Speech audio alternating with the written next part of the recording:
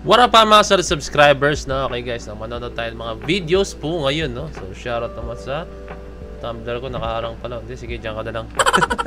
Hi guys, tingin po tayo ng updates, no? This is, okay na. Ang unang papanoorin guys, ito pong video po ni Miss O. Very big shoutout po kay Miss O, no? Okay, panoorin na itong video na sa kanya. No? Kanya po itong video na panoorin natin guys, ha? All credits po sa kanya ito, no? Okay, without further ado guys, no? Tara, panoorin na po natin ito.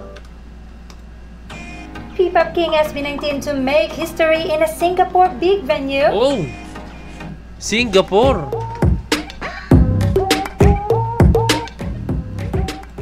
The excitement is really building up as 18 Singapore is hinting something big for our P-Pop King SB19.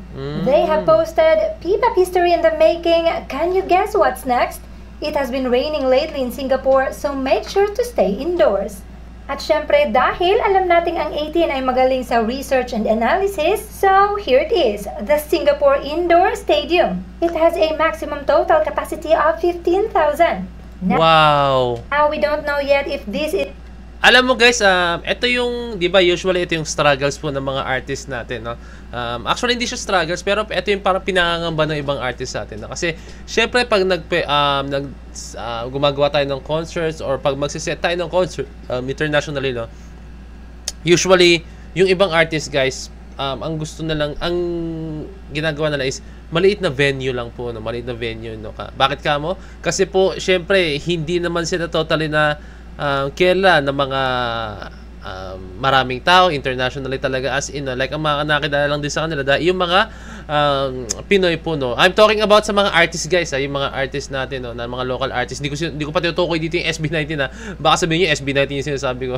Hindi guys, di ba ayun po yung mga nila, yung mga laging pangamba nila, no, na ay maliit na venue na lang tayo kasi mahirap, baka hindi natin mapuno, mahirap, malugi, langawin, may ganun, no? So usually guys, ewan ko guys, sa comment down below kung meron na ba tayong artista or local artist na nag-perform internationally na talagang napuno, no, yung stadium, mga ganun, no? Like this, mga 15,000 in attendance or seating capacity, no? So I think ang SB19 kayang-kaya nila, no? Kasi alam niyo naman, kaya ang SB19, no? Although na hindi pa 100% each country kaya ang SB19, no? Pero marami na rin po talaga nakakilala sa SB19, no? And yung ganitong klaseng venue, hindi naman nila isiset yan or hindi nila gagawin yan yung ganyang klaseng kadaming tao, no? 15,000 na packs na tao, no? Hindi nila gagawin yan kung hindi nila alam yung mga tao ko talaga, like kunyari, ay maraming followers dito ang SB19, maraming nakakilala sa SB19 ito. Talagang kailangan nila mag-research, kailangan nilang gumawa ng kung ano-ano man para malaman nila kung worth it ba kung dun sila magpe-perform. Pero guys, for me, pag halimbawang natuloy po ito, this is a great achievement for ating mga halimaw. Kasi dito makikita po talaga na talagang international star na po talaga sila, no? Aminin natin guys, na iba talaga yung level ng mga Taylor Swift, mga Neo, basta yung mga sikat na artists guys, no, internationally, no, iba yung mga level nila, no, kasi syempre pag sa Hollywood ka po talaga, sa ibang bansa, sa Amerika ka talaga, no, syempre alam mo naman pati yung K-pop, di ba, pag doon ka talaga as in sa Korea, yung mga yan, no, pag talaga sumikat ka sa mga bansang yan, talagang may tendency makilala ka talaga buong bansa, no. Pero syempre ang Pilipinas, no, hindi pa ganun ka very well known ang talento natin, pero nilalagay na po ng SB19 sa mapa ang Pilipinas, no. Ganun po yung nangyayari ngayon, guys. So, nilalagay na po nila sa mapa ang Pilipinas, no, na meron din po tayong talento, no. Although na meron tayong mga artists like Bruno Mars, meron tayong dancers like Jabberwockies, meron tayong mga sino ba mga artista na Pinoy, no, or half Pinoy, no, na international, no. Pero kasi ang pagkakaiba po nila is doon po sila lumaki, no. Doon sila lumaki, although may dugong Pinoy sila, no? Pero doon po sila lumaki.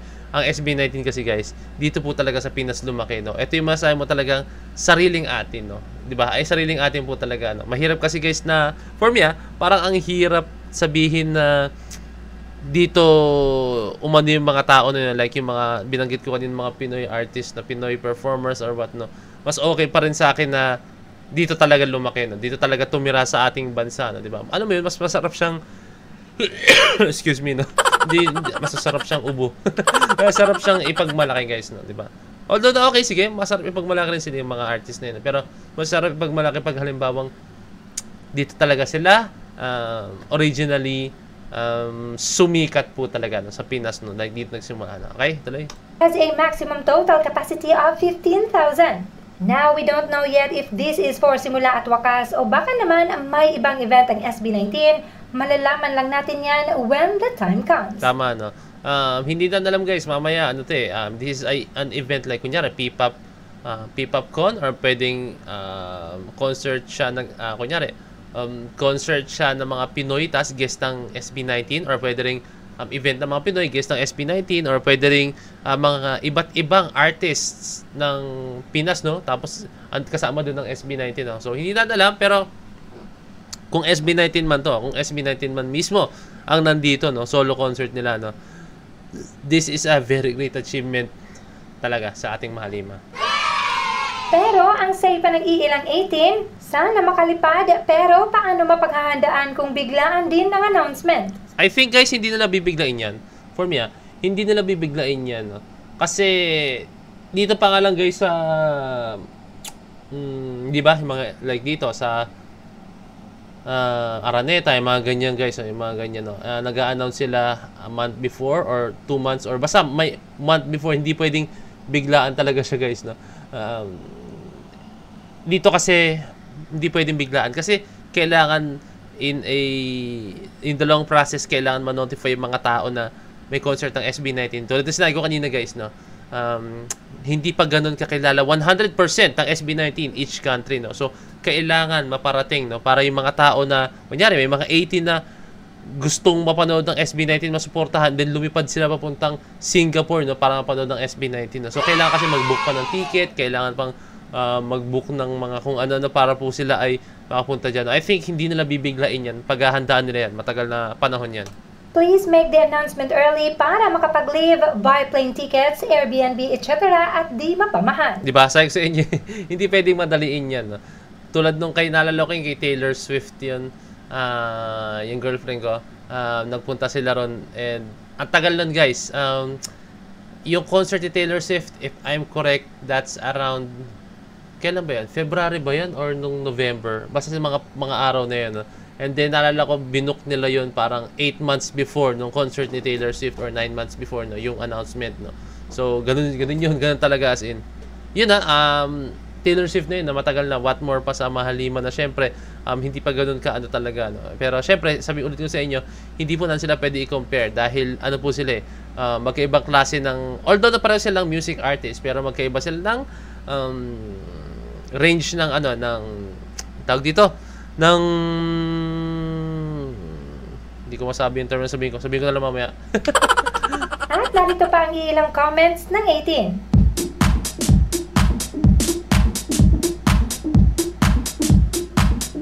Dami yan. So ayan, napakarami, no? Palapag is playtime is over, we want SB19. Okay, napakarami na po, no? Okay, I think that's it guys, na. Okay, ayun na po yung video natin, no?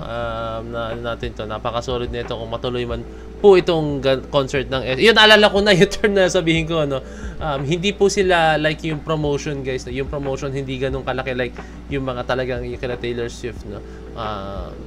SB19, no? Pero malaking rin nila, pero kung i-compare mo sila sa Taylor Swift, mahirap yung i-compare dun, no? Pero music-wise, hindi mo sila pwedeng i-compare. Magkaiba sila ng genre, magkaiba sila ng yata. Okay, nag-guess nyo, no? So, sinabi ko kasi kanina, hindi mo sila pwede i-compare, pero kinompare ko yung promotion, no, di ba? Yun kasi, yun po yung realidad, no? Pero, let's claim it, guys, no? Let's investing, guys, na talagang, investing, manifesting, guys, no? Talagang, mangyari po yun, no? Na dumating yung SB19 sa ganung klaseng level. Kaya natin. So, ayun, guys, no? I hope na na-enjoy itong video to, no? Tara, supportan pa natin mga musikang Pinoy, no? And syempre, SB19, solid yan. So yun lang guys, this is Point of Signing out. Peace, let's G.